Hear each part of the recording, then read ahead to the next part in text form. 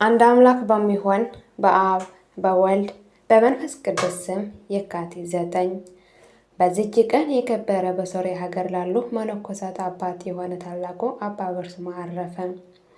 የዚህም ቅዱስ ወላጆቹ ሳሚስጥ ከሚባል ሀገር ሰዎች ውስጥ ናቸው። አንድ በዋሻ ውስጥ የሚኖር ሰው በእርሱ ላይ ትንቢት ተናገረ። ከመውለዱም አስቀድሞ ለአባቱ እንዲህ አለው፣ የትሩፋቱ ዜና በሶርያ ሀገር ሁሉ የሚሰማ ጣዕም ያለው ፍሬ ከአንተ ይወጣል። ከእርሱ የሚሆነውን አስረዳው። ተወልዶም አድጎ እግዚአብሔርን ወደ ማወቅ በደረሰ ጊዜ ከወላጆቹ ሸሽቶ ወደ ኤፍራጥስ ወንዝ ደርሶ በዚያ ስሙ አብርሃም ከሚባል ሰው ዘንድ ተቀመጠ። እርሱም ወላጆቹ ስለሚፈራ ከዚያ ገዳም ሰደደውና ሂዶ በአልቲ ውስጥ ኖረ። በዚያም ታላቅ ተጋድሎን ተጋደለ። ወሬውም በሶርያ ሀገሮች ሁሉ በተሰማ ጊዜ ብዙዎች ደቀ መዛሙርቱ ወደ እርሱ ተሰበሰቡ። የዚያም ቦታ ውሃ ግን እጅግ መራራ ነበር። በላይ በጸለየ ጊዜ ተለውጦ ጣፋጭ ሆነ። እግዚአብሔርም በእጆቹ ድንቅ ተአምራቶች አደረገ። ከእርሳቸው በአንዲት ጊዜ ከደቀ መዛሙርት ጋር ከበዓቱ ርቆ ሳለ የፀሐይ መግቢያ ሰዓት ተቃረበ።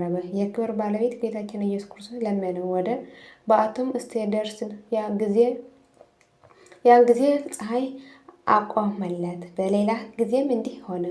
ራብ የምትባል ሀገር ነበረች። ሰዎቹም ከሃዲዎች ናቸው።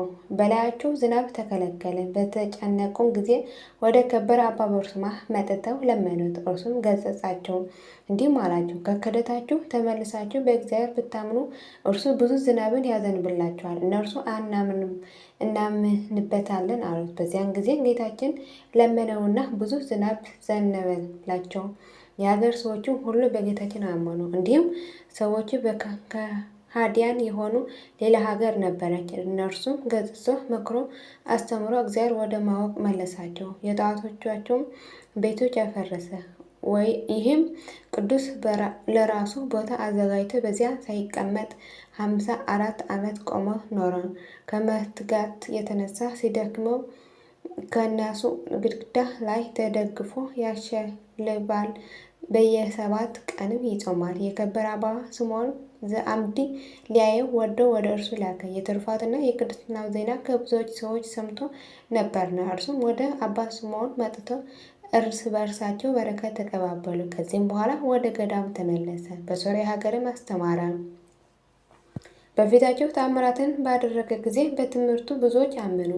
ዳግመኛም ወደ ታናሹ ቴዎዶስዮስ ንጉሥ ሄዶ በቀናች ሃይማኖት አጸናው። ንጉሥም ብዙ ገንዘብን ሰጠው። እርሱ ምን አልወሰደም። በአንጾኪያ ሀገር ኤጲስቆጶሳቱ ሁሉ ላይ ስልጣን እንዲኖረው ንጉሥ ጻፈላትና ሐቲም ቀለበትን ሰጠው። በከሃዲው ንስጥሮስ ምክንያት 200 ኤጲስቆጶሳት በኤፌሶን ከተማ በተሰበሰቡ ጊዜ ከእርሳቸው ጋር ይህ ቅዱስ አለ። ከእርሳቸውም ጋር ንስጥሮስን አወገዘው። ዳግመኛ በአንጾኪያ ሀገር ያሉ መኳንንት፣ መሳፍንት፣ ሹማምንት ሁሉም ይታዘዙለት ዘንድ ንጉሥ ደብዳቤን ጻፈለት። እርሱም በጎ ስራ እንዲሰሩ በሃይማኖት እንዲጸኑ የሚያዝዝ ደብዳቤ በመጻፍ በንጉሥ ሐቲም ቀለበት እያተመ ለሀገሮች ሁሉ የሚልክ ሆነ። ክፉዎች ሰዎችም ጠሉት፣ በንጉሥም ዘንድ ነገር ሰሩበት። እንዲህ ማለት እነሆ አባ በርሱማ እንደ ዓለም ሰው ሆኖ ይበላል፣ ይጠጣል፣ መልካም ልብስንም ይለብሳል። ንጉሥም ስለ አባ በርሱማ የተነገረውን ያረጋግጥ ዘንድ ከባለሟሎቹ አንዱን ላከ። የንጉሥም ባለሟል ወደ አባ በርሱማ በደረሰ ጊዜ በእርሱ ላይ ከተነገረው ምን ያገኘው የለም። ከዚህም በኋላ ወደ ንጉሥ ተወስደው ንጉሥም ቀድሞ ከሚያውቀው ከመንፈሳዊ ስራ ለውጥ ሆኖ ያገኘው ነገር የለም። ንጉሥም ታላቅ ክብርን አከበረ፣ ወደ ቦታው መለሰው። መናፍቁም ንጉሥ መርቅያኖስ የኬልቄዶን ጉባኤ በሰበሰበ ጊዜ የንጉሥ አማካሪዎች አባ በርሱማን እንዲያስመጣ ንጉሥን መከሩት። እንደማይፈራና እንደማያፍር ለሰው ፊትም እንደማያዳላ ተከራክሮ ድርቶ እንደሚያሳፍራቸው ስለሚያውቅ ነው። አንዱን ክርስቶስ ወደ 2 የከፋፈሉት ይህ ጉባኤ በተፈጸመ ጊዜ የከበረ አባ በርሱማ ተጣላቸው፣ ነቀፋቸው።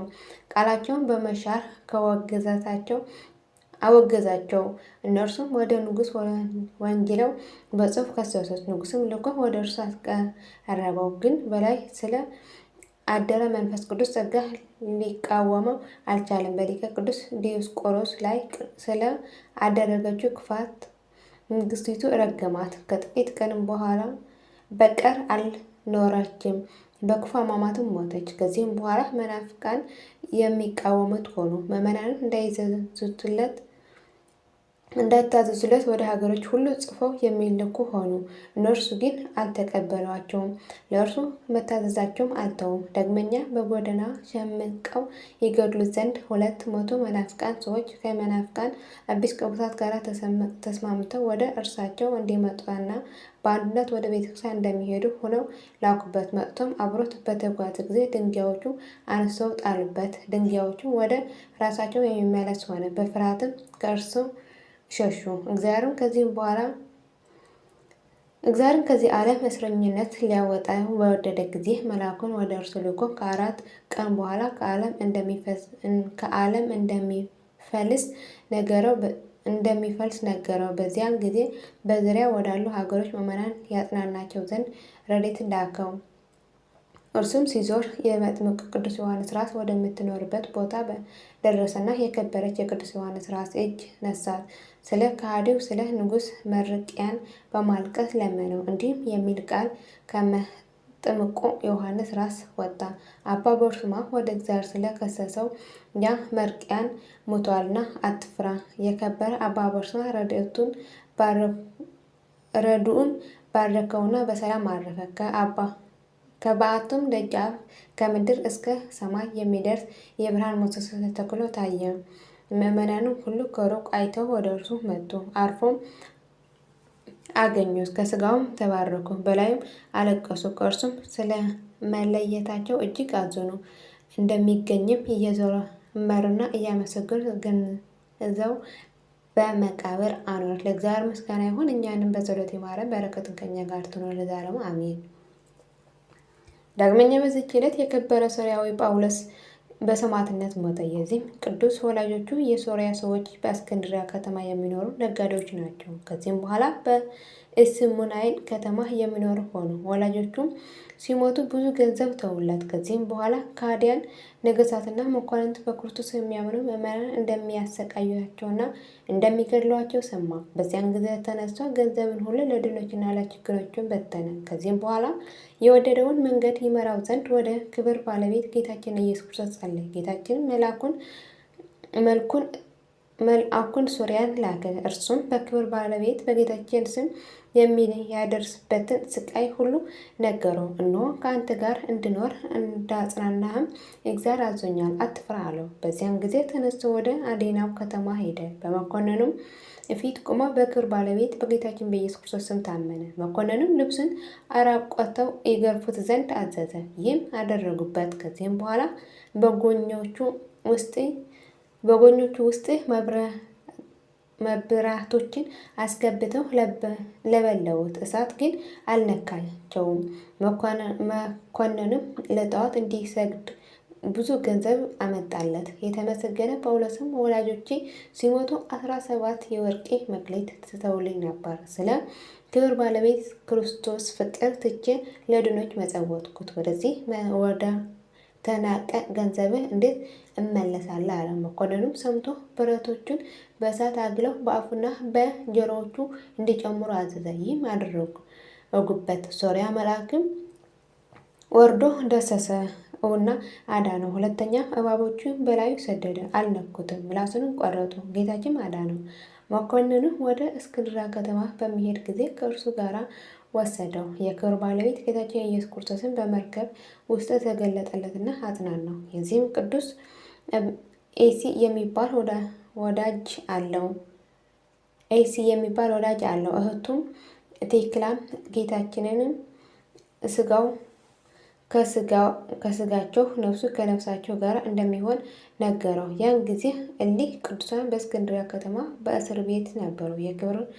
የከበረ ጳውሎስም ወደ እርሳቸው በደረሰ ጊዜ እርስ በእርሳቸው ተሳስመው በመገናኘታቸው ነፍሳቸውን ወደ ደስ ብሏት እግዚአብሔርን አመሰገኑት። መኮንኑም ወደ አዲናው ከተማ በሚመለስ ጊዜ የቅዱስ ጳውሎስ ራስ ቆርጦ ስጋውን ከጥልቅ ባህር ወረወሩት። የሰማዕትነትም አክሊል በመንግሥተ ሰማያት ተቀበለ። ምዕመናንም ስጋውን በስውር ወስደው በአማሩ ልብሶችን ገነዙት፣ በእነርሱም ዘንድ አኖሩት። ከእርሱም ድንቆች ተአምራትን ተገለጡ። ለእግዚአብሔር ምስጋና ይሁን፣ እኛንም በጸሎት ይማረን፣ በረከቱም ከእኛ ጋር ትኖር ለዘላለሙ አሜን። የካቲት 9 ቀን የሚከበረው ዓመታዊ የቅዱሳን በዓላት፦ አባ በርሱማ ሶርያዊ ለሶርያ መነኮሳት ሁሉ አባት፣ አቡነ እስትንፋሰ ክርስቶስ ኢትዮጵያዊ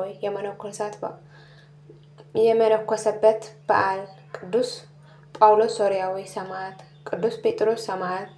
ወርኃዊ የቅዱሳን በዓላት 318 ቅዱሳን ሊቃውንት ርትዕት ሃይማኖት ዘኒቅያ የብሔረ ብፁዓን ጻድቃን አባ መልከ ጼዴቅ ዘሜዳ ኢትዮጵያዊ፣ ቅዱስ ዞሲማስ ጻድቅ ዓለመ ብፁዓን ያየ አባት። የሁሉም ቅዱሳን በረከትና ረድኤት ምልጃና ጸሎታቸው ከመላ ሕዝበ ክርስቲያን ጋር ዛሬም ጸንቶ ይኑር አሜን። አቡነ ዘበሰማያት ይትቀደስ ስምከ ትምጻእ መንግሥትከ ወይኩን ፈቃድከ በከመ በሰማይ ከማሁ በምድር ሲሳየነ ዘለለዕለትነ ሀበነ ዮም ወኅድግ ለነ አበሳነ ጌጋየነ ከመ ንሕነኒ ንኅድግ ለዘአበሳየነ ኢታብአነ እግዚኦ ውስተ መንሱት አላ አድኅነነ ወባልሐነ እምኩሉ ኩሉ መዛክዕ ይእቲ መንግሥት ኃይለ ወስብሐት በሰላመ ቅዱስ ገብርኤል መልአኩ እግዝእትየ ማርያም ሰላም ለኪ ድንግል ወኅሊናኪ ወድንግል በሥጋኪ እመ እግዚአብሔር ጸባኦት ሰላም ለኪ ብሩክት አንቲ እምአንስት ወቡሩክ ፍሬ ከርሥኪ ተፈሥሒ ፍሥሕት ኦ ምልዕተ ጸጋ እግዚአብሔር ምስሌኪ ሳህል ወጸልይ ምሕረቱ እንታነ አፍቅሮ ልክ ኢየሱስ ክርስቶስ ከመ ይትረዳነ ኃጣውኢነ ለዓለሙ ዓለም ዘላለሙ አሜን።